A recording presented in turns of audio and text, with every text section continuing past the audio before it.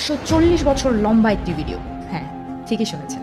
ইউটিউবে সম্প্রতি একটা অদ্ভুত ঘটনা ঘটেছে। একজন মানুষ ইউটিউবে এমন একটি ভিডিও আপলোড করেছে যার দৈর্ঘ্য প্রায় 140 বছর।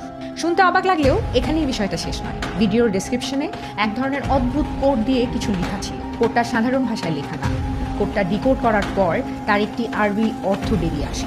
আর এই আরবি লেখা ট্রান্সলেট করলে যে অর্থটা পাওয়া যায় সেই অর্থটা হলো কাম মিট মি ইন হেল। বাংলায় এর অর্থ দাঁড়ায় আসো জাহান্নামে আমার সাথে দেখা করো। সেই সাথে শোনা যাচ্ছে এই ইউটিউব চ্যানেল থেকে 1 বিলিয়ন ঘন্টা দৈর্ঘ্যের ভিডিও আপলোড করা শুরু হয়ে গেছে। কিন্তু প্রশ্ন হলো, এটা কি শুধুই মজা নাকি এর পেছনে লুকিয়ে আছে কোনো গভীর রহস্য? আর এ নিয়ে আপনার মতামত কি কমেন্ট বক্সে জানাতে একদমই ভুলবেন না।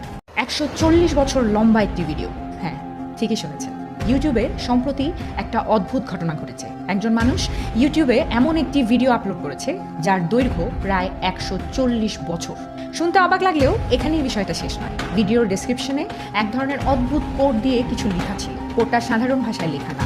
কোডটা ডিকোড করার পর তার একটি আরবি অর্থ বেরিয়ে আসে।